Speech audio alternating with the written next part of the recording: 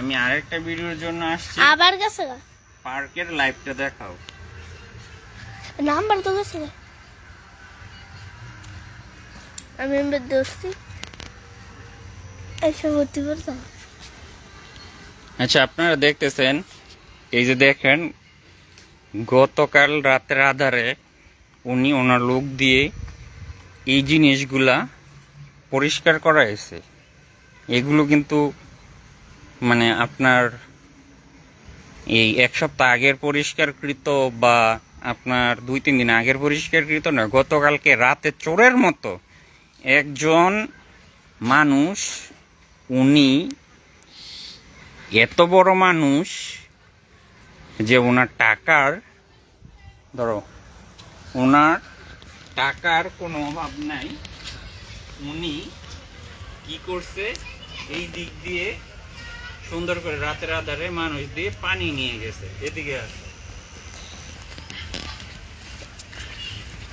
এটা হচ্ছে আমাদের সামাজিক গোরস্থান, যেটা উনি চারদিক দিয়ে বাউন্ডারি দিয়ে রাখছে, একদম ভূতের মতো করে রাখছে।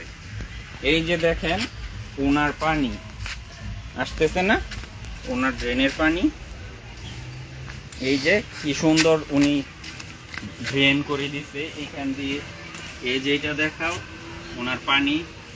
তারপরে হচ্ছে গিয়ে এই যে দিয়ে আসো, এদিকে আসো, এই যে দেখাও পানিগুলি যাচ্ছে। এগুলি কোথায় যাচ্ছে?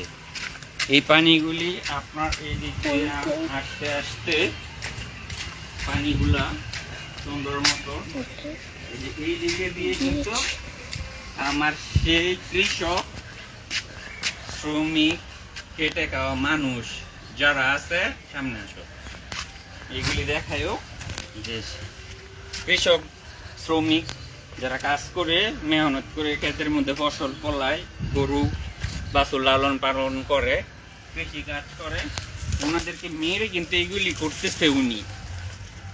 ওনার যদি এতই টাকা থাকে তাহলে উনি এই দিক দিয়ে সুন্দর মতো পাইপ দিয়ে ট্রেন করে তালহা টেক্সটাইলের মতো করে নিয়ে যাক। উনি তো সেটাও পারতেছে না। তার মানে উনি ভিক্ষুক? উনি তো ভিক্ষুকও না। এদিকে আসে, এগুলো কালকে রাত্রে চোরের মতো পরিষ্কার করানো হয়েছে। এই যে দেখাও এইগুলি ড্রেনগুলি দেখাও। কালকে রাতে কেউ একজন শুনছে যে রাজু বাধা দিছে, রাজু বাধা দেওয়ার কারণে অনেকেই পরিষ্কার করতে আসে নাই। যে 2-3 জন পরিষ্কার করতে, 4-5 জন পরিষ্কার করতে আসছে, ওরা পার্কেই কাজ করে। কারণ ওরা যদি এই ডাইরেক্টর, তারপর ম্যানেজার যারা আছে ওনাদের কথা না শোনে, তাহলে উনি কি করবে, ওনাদেরকে চাকরি থেকে নট করে দিবে। তাহলে ওরা কি করবে, না খেতে পেয়ে মারা যাবে। সেই জন্য তারা রাতের আধারে এই কাজ করছে যে না, রাজুকে জানানো যাবে না। তার মানে কি উনি চোর? উনি চোর। আপনারা যতই সুশীল বলেন, কবির বাবু খুব ভালো মনের মানুষ, বড় মনের মানুষ, বড় হৃদয়ের মানুষ, এই সেই ওল বাল, উনি হইছে আমার চ্যাটের লোক। এক গরিব দুঃখী মানুষের রক্ত চুইসা উনি খায়, ঠিক আছে?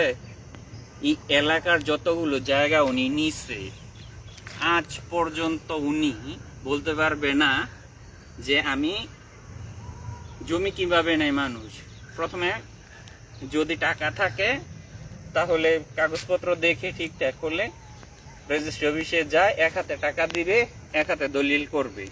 আর ওনার কি সিস্টেম, প্রবীর বাবুর ওনার সিস্টেম হচ্ছে গিয়ে আপনার, উনি কি করে, প্রথমে জমি কতটুকু আছে এটা ঠিক করে, জমির মূল্য কতটুকু সাথে একটা কাগজের মধ্যে লেখে যে 2 মাস 3 মাস 5 মাস পরে আমি জমি রেজিস্ট্রি করে নিব, শেষ। তারপরে চলে যায় 3 বছর, 2 বছর, 5 বছর, যেমন আমাদের 6 বছর, এর আগেও গেছে 5 বছর। তো ওনার মুখের কথার কোনো ভ্যালু নাই। ওনাকে যখন একটু জোর করা হয় উনি বলে আমি পারবো না, আমি এখন টাকা দিতে পারবো না। তবে এটা তুই যদি টাকা দিতে নাই পারবি, তাহলে জায়গা নিছিস কিসের জন্য? আর তোর সাথে মানুষ পারে না হলো তোর টাকার জন্য। কারণ ওরা গরিব।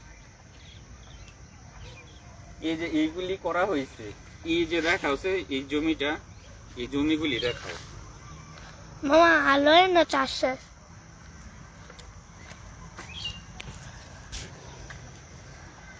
এই যে এলাকার এই যে জমিগুলা উনি কি করছে, উনার একটা মাথার মধ্যে প্ল্যান আছে। প্ল্যানটা হচ্ছে আপনার এইটা, আমি যদি এই ফসলের মধ্যে কোনো কিছু করতে না দেই তাহলে জিনিসটা কি হবে, জমির যেই কৃষক আছে, মালিক আছে, সে তো আমার কাছেই আসবে, শেষমেশ আমার কাছেই আসবে জমি বিক্রি করতে। তখন আমি কম টাকায় নিয়ে নিব, এটা ওনার পলিসি। ঠিক আছে, উনি তো হিন্দু মানুষ। আমরা ছোটবেলা থেকে শুনে আসছি যে আমাদের বাপ দাদার মুখে যে হিন্দুদের নাকি দাঁতের মধ্যে বুদ্ধি থাকে আর কি। আর আমি জানি না, আর উনি এত বড় হয়েছে তো উনার চুল দাড়ি বাইকে গেছে, উনার অনেক বুদ্ধি, যেই কারণে উনি এই পলিসিটা ব্যবহার করতেছে। আমি আর কিছু বলতে চাই না। এখন আমি যদি এর কোনো ভালো কোনো প্রতিকার না হয় তাহলে আমি হয়তো জাতীয় চ্যানেল থেকে কোনো সাংবাদিক আনবো, নয়তো যা কিছু করার লাগা আমি একাই করব। কারণ আমার এলাকার মানুষ আসবে না। কেন আসবে না? ওরা ওইখানে টুকটাক 6,000 টাকা বেতন, একটা সংসার চালাতে কি 6,000 টাকা মাসে চলে? 6,000 টাকা বেতনে উনি কাজ করায়, আবার ওনাদেরকেই হুমকি দামকি দেয় চাকরি ছেড়ে দিতে হবে, ওনাদের জমি দিয়ে দিতে হবে। এটা কোন ধরনের ইনসাফ রে ভাই?